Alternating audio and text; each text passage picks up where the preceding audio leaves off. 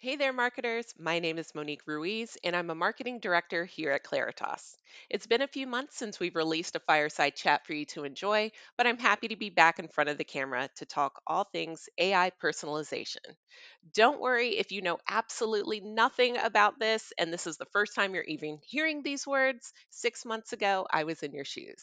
I promise after today's fireside chat, you'll know just enough to look at your current marketing strategy and find some areas where AI personalization can help you improve upon what you're already doing. And if you're well familiar with AI personalization, you're in the right place as well. We'll share some case studies that might spark some new ideas for you.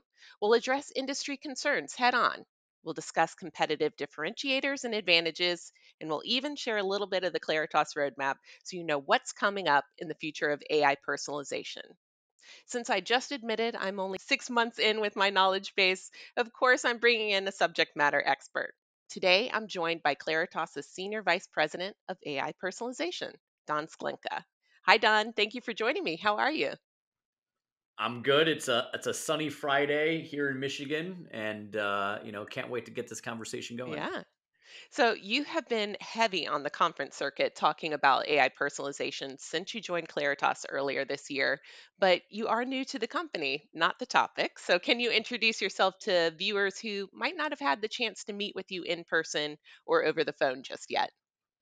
Yeah, sure. So prior to coming to Claritas, I actually started here in January, so also relatively new, obviously to this company. But in the space, prior to Claritas, I led our DCO solutions team at an agency, a large holding company, and so the ad tech space I've been very much a part of over the last 5 years, and seeing that evolution, where I was at 5 years ago to where we were at prior to me starting Claritas, and then the scale of which starting at Claritas and now what we're doing with our technology has been growing immensely. So a lot of my experience comes on the agency side, where I was part of services to brands and clients globally, enterprise level clients, and whether that was creative strategy or analysis, or paid media support through dynamic creative. That's where a lot of my background has come from. And so being able to transform that background into what we're going to talk about today, which is AI and the use of AI. Obviously, everyone's getting hit over the head with AI constantly. If you go on your LinkedIn, you probably have 16 messages right now about AI. So, we want to make sure that we are very clear on what our AI does and what it doesn't do. Yeah, yeah. Well, we are glad to have you, lucky to have you as part of the team. So, the topic at hand. I've said the word AI personalization probably about 6 or 7 times already, but I'm sure We that, we have a little counter yeah, somewhere on yeah, there. exactly. I'm sure there are some viewers who don't even know what AI personalization or AIP, as you'll sometimes hear us say, is. So, can you break it down into a little bit of layman's terms for those who this is a brand Sure. new topic to? Yeah, and by no means would we take offense to you as a listener not knowing what it is. This is a relatively new product in this world, where we have evolved from what was very much a human driven approach, where humans were saying if then statements. If it was this situation, you are going to serve this type of ad creative. AI personalization really takes that to the next level, where we are enabling our AI to make decisions at the impression level being served. So when someone is being served an ad, prior to that viewer or user seeing that ad creative, AI is actually making a decision based on a lot of different signals, what creative and what content and what ad is best for you as the user. So that's where the idea of personalization comes in with AI. It's making a decision at a impression level every single day. It's evolving and making sure that you as the end user are getting the most relevant creative, as a brand, we are putting in front of the user the most relevant creative to them. So AI is really helping us make scaled decisions in real time that, quite frankly, we don't have the human resources to be able to adjust and evolve at that level. So that's where we are leveraging AI. So AI personalization is the idea of making those decisions that once we would put in a decision tree 30 days prior, doing it every single day in real time, automated, leveraging artificial intelligence. Okay. And are there certain channels where AI personalization works today? And do you see it expanding into some channels into the future? Yeah, good question. So, the short answer to that is any channel or publisher or partner that accepts third party tags. So, JavaScript snippets or VAS tags, if you will. So, that opens up the door for Trade Desk, DV360 on Google, any kind of direct to pub relationship, audio streaming. Native ads, CTV, OLV. So all of those are channels that we can play in. The channels that we can't play in would be search and social. So the walled gardens are not going to allow for a third party to essentially have control over their ads and algorithms, whereas the open web enables that. So we cannot play within the TikToks and the Metas and the YouTubes of the world. So the rest of the pie is where we are able to play. Gotcha. And so marketers who aren't familiar or aren't using AI personalization today, they may be more familiar with DCO or that dynamic creative optimization, which you mentioned earlier.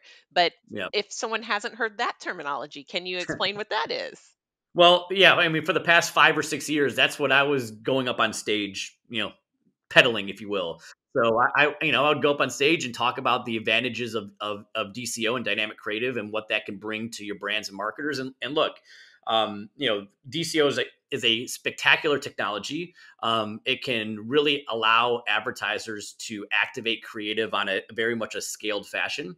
But there are limitations in it. And this is, as part of that program, we know and knew about these limitations.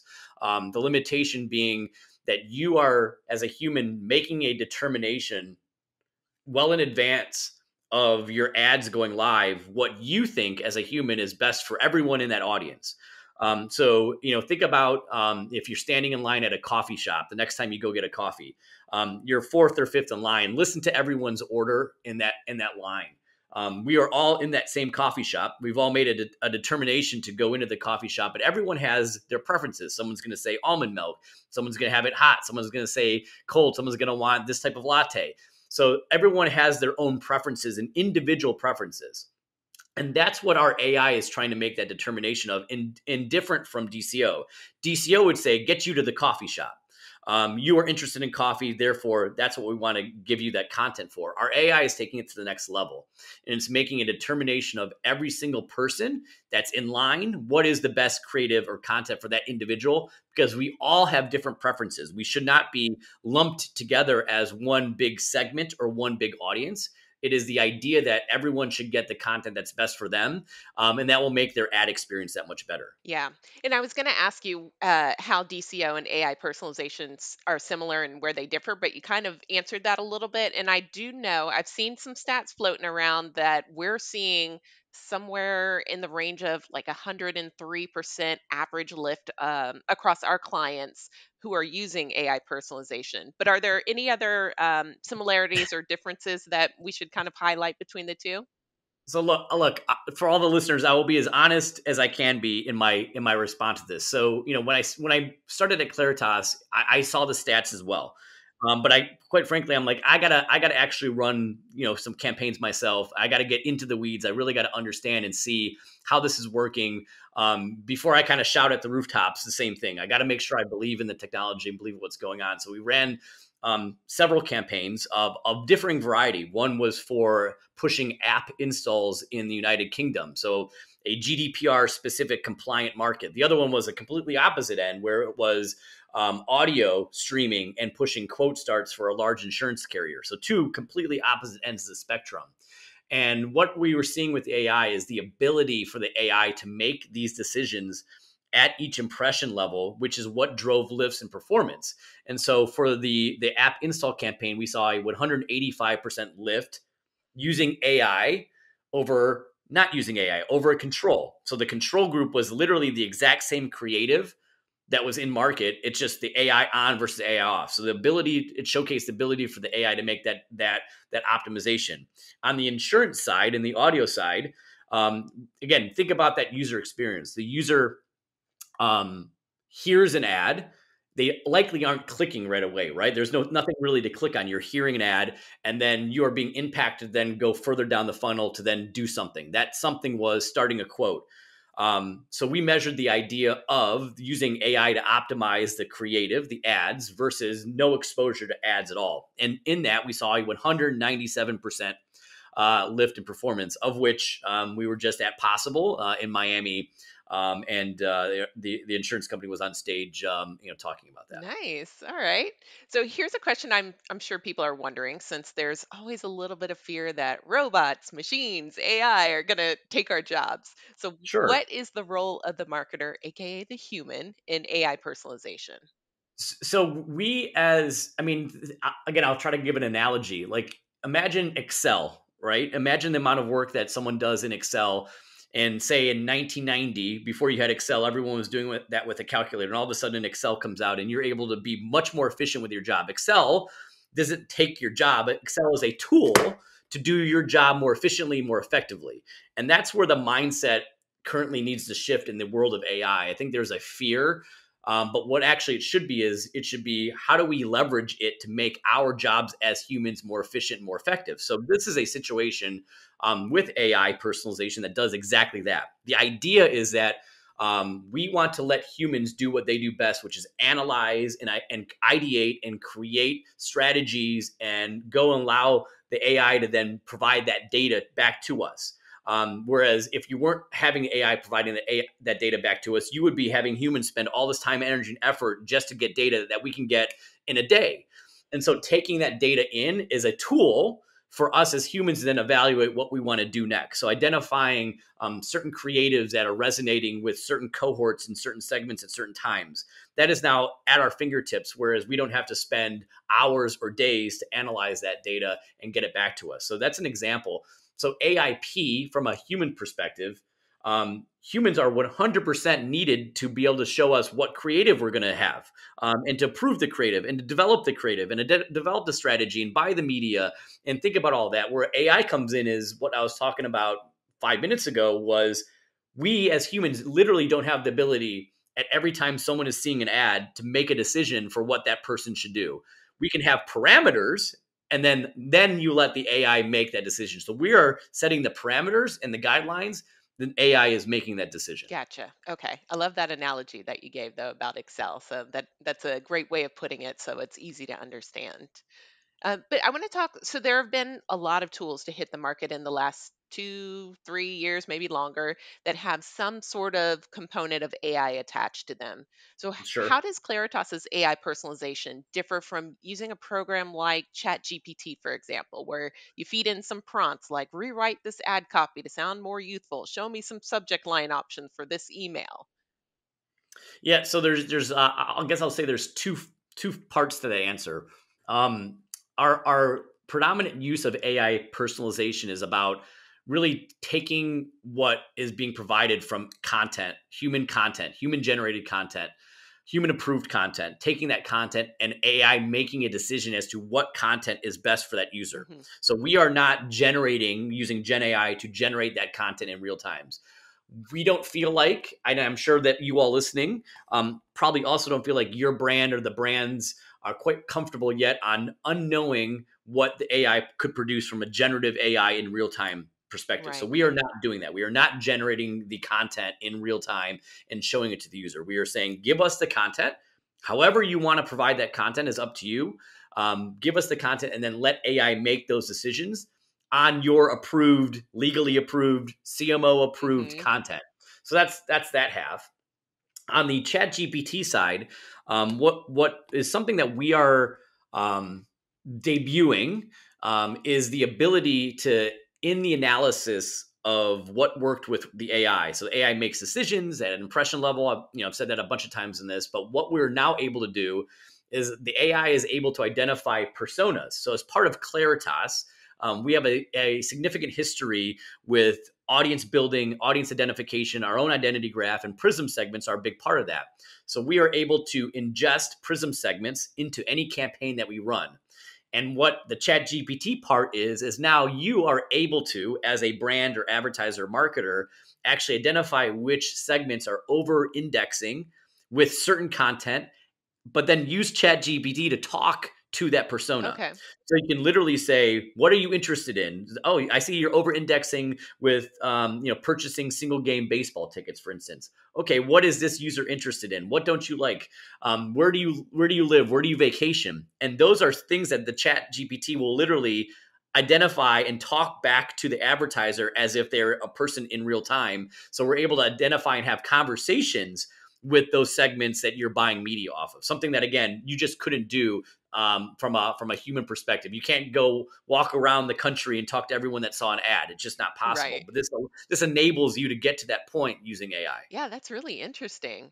So you touched on this some, but I want to kind of resurface it. How do you know that the AI is working? And by that, I kind of mean what types of real time stats can you see? How do you see them? And then where might a human come in and adjust in flight? Or is it always the AI that's doing the work behind the scenes?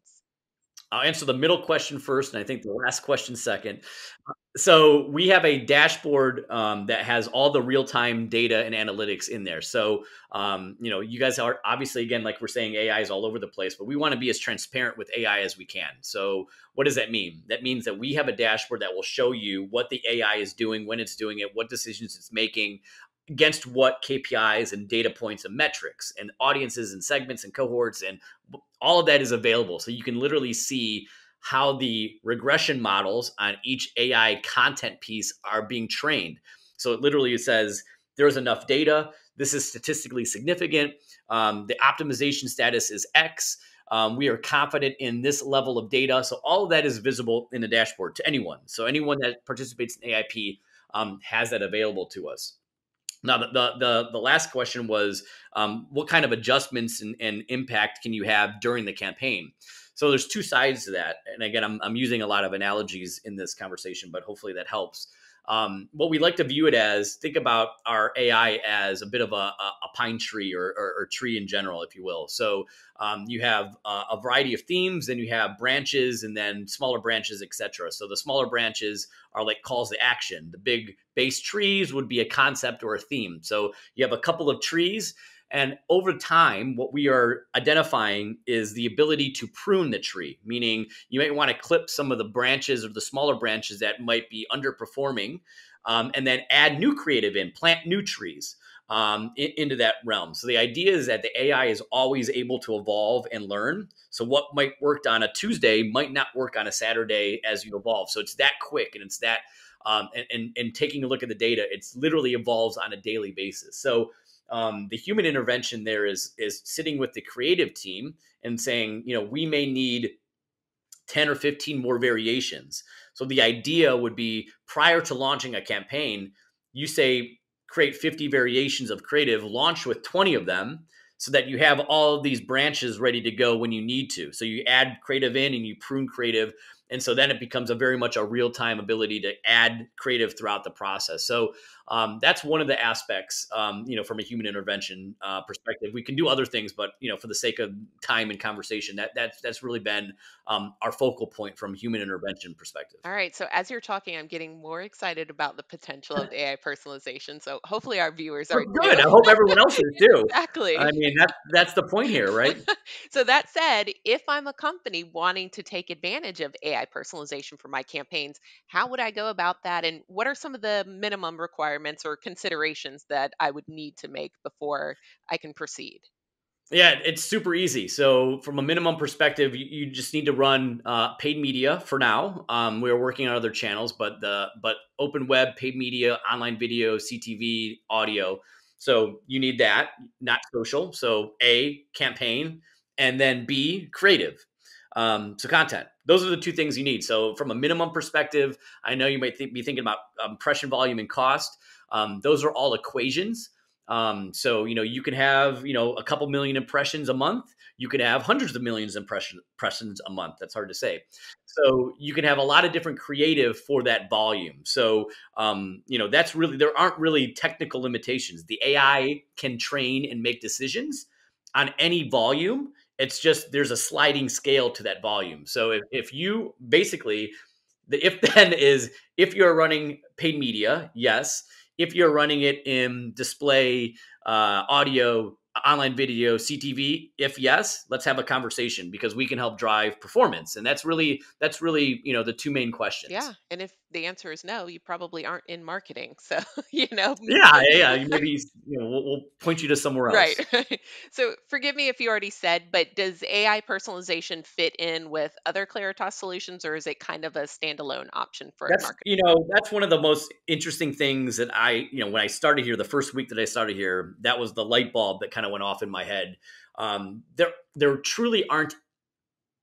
Again, I can't speak for every company on the planet, but from my knowledge, there really isn't another company that owns their own identity graph, that has their own data, own audience data, that also has their own attribution and measurement technology that has then married this up in the middle with our AI optimization. So we have literally the beginning, the middle, and the end to any campaign that's possible.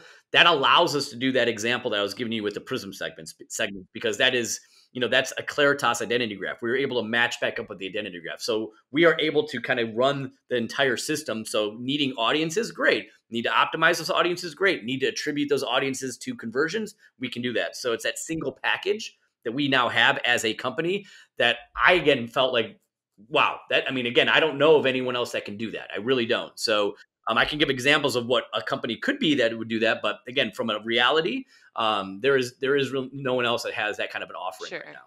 So, does what the AI learns from one company's campaign work to help improve another company's campaign? Like, Yeah, yeah, good question. So our AI models are not they are bespoke per line item. So that gets into some serious legal parameters really where we would be using data from another campaign, another provider to like leverage and learn. What we are learning is like features and data, meaning like what types of data, revenue data or transaction data or genre, music genre or age and gender, like can we take that type of data and use it to influence our AI modeling and decisioning? So that is a yes, but we're not taking one model and going into one brand and one competitor in one industry and using that same data on another model. We are tech agnostic. So we are 100%. In order to be tech agnostic, we have to be agnostic. So those models are literally trained per campaign and they start on that and end when the campaign okay. ends. So I think we've talked quite a bit about the what and the how, but let's dive into the who. Can you kind of quickly share a case study or two with our viewers so they can get a real world idea of how AI personalization works and what the outcome might be? You did talk about this a little bit towards the beginning, but I think people love case studies, so I'd love to hear more. Sure. So we have, as Claritas, we have a great partnership with the MMA. The MMA has a program called the Consortium for AI. And that consortium has a lot of significant brands that are part of that and taking part of that, of which are leveraging our technology as well as other technologies, but our technologies is being used in that. So I'll give you an example of a case study because again, I don't want to literally speak for the entire company and that brand, but I'll give you an example within the case study where it was really the aha moment from an AI perspective. So we ran a campaign. I talked about it for an app install program. We had maybe 60 variations of creative in market. One of the versions of that creative happened to be a Formula One based creative. For those, Formula One has really grown a lot in the US, but this was specifically in the UK. The other creatives had nothing to do with Formula One whatsoever. So we launched this in early February. And what we noticed was that the Formula One creative was actually underperforming against the other content, the other themes, which we found was kind of odd, but okay, let's let the AI learn and evolve. And then all of a sudden we saw a spike, a peak, and then a valley. And we looked at the data and we looked at what that peak was. And it actually 100% correlated with the start of the Formula One season in Bahrain. So that Grand Prix was happening at that exact time. So the AI on its own, we did not do this, made a decision to actually increase the impression share for that Formula One creative, but then also pull it back down when the weekend was over. So the AI made these decisions. It's called autopoetic hierarchical optimization for everyone that wants a mouthful of what it is. Yeah. So it's the AI's ability to auto sense contextual signals and data signals to make an adjustment in real time. And so we said, okay, is this just a random occurrence? And so we actually let the campaign extend an additional 2 weeks to kind of get a couple more races in. Again, our campaign had nothing to do with Formula One races; it just happened to have the creative in there. And so what we actually found out were there are these same peaks and valleys for not only the Saudi Arabia Grand Prix, but the Melbourne Grand Prix in Australia at the end of the campaign, but also when one of the drivers had appendicitis, of which our company has a relationship with, the AI peaked and spiked at that time. So it made a decision. So what we're seeing here are things that are unpredictable that humans otherwise would not have the time, energy, effort, or ability to make those decisions in real time on a daily basis. And that is a microcosm. That is a short time period in a campaign, of which it's also a microcosm of taking this same idea, now multiply that by hundreds of creatives or 50 creatives or whatever that may be. It's doing this all in real time across the board. It's just something that, as a tool, that's where AI is a tool for us, where we couldn't do that as humans in DCO. Again, did this for 5 years. You couldn't do that in DCO. Like, you couldn't literally on a daily basis make every single creative and every single theme and have a decision tree that could do that. It just was unmanageable and probably impossible. Yeah, yeah. So, quick note for our viewers, if you're watching this fireside chat on our YouTube page, go ahead and check out the description of the video. I'll go ahead and link some case Right studies. there. Yep. And then if you're on our website, we have a full case study library. So, I encourage you to navigate there after you're done watching this. Back to you, Don. I think we're at a good spot to start wrapping up, but let's end with some forecasting. What is the next milestone for AI personalization? Yeah, I mean, look, it's about, especially from a Claritas perspective, it's about bringing all of our solutions under one roof, and then also adding to those solutions. So the idea of AI personalization should extend to email, for instance, like the idea of being able to do the same thing in email, of which Claritas has a rich history in. The ability to take our AI optimization in creative and do the same thing for media audiences. So how do we work with media agencies and providers and companies to say, we want to make sure that we are on a daily basis or weekly basis tweaking your audiences. So that's literally on the roadmap. And then it's a matter of finding these more unique cases and case studies to showcase how AI can actually make everyone's jobs easier and more efficient, that otherwise we couldn't do. So some upcoming ones. Again, I don't want to name every brand. I don't feel it's appropriate for me to do that. But there are the idea of a single event purchases.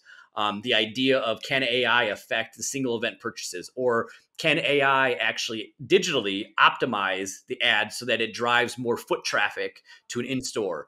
Can AI help optimize ecom when we aren't able to track the exact ecom attribution, but we get it in a 30-day look back window? So those are some that are on the horizon in the very, very immediate future, to get a sense of where AI can help make those decisions. But it's a very exciting time.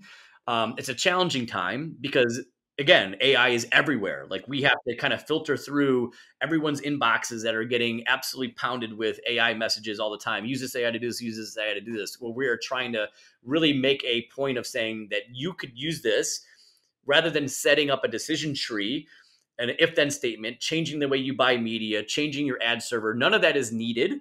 That you might spend 5 months to get set up. We can do this in 4 weeks. And that's what we're really trying to say. And we'll drive your performance to the roof. That's what we're trying to say. Now, if you're interested in that, great, let's have a conversation. I would be interested to know why, if you're listening to this, why you wouldn't be interested in that, as maybe goes in the comments section down there. But anyways, I appreciate it. And that, I just want to give you a little bit of sense of what our next 6 months look like. Okay. Well, Don Sklenka, thank you so much for joining me today on this fireside chat. Thank you. Appreciate it. And I want to thank those of you that are watching us at home or on the go. If you want to know more about AI personalization, we do have a page on our website, claritas.com, dedicated solely to this topic. And of course, we will continue to bring you thought leadership, blogs, case studies, webinars, etc. You can also reach out to your Claritas account representative if you're already one of our valued clients, or if you happen to stumble upon this video and aren't currently working with Claritas, head to the Contact Us tab on our website, fill out a form with some basic info, and we'll follow up with you to discuss your company's individual needs and if AI personalization is the right solution for you. And with that, we'll see you next time with another Claritas Fireside Chat.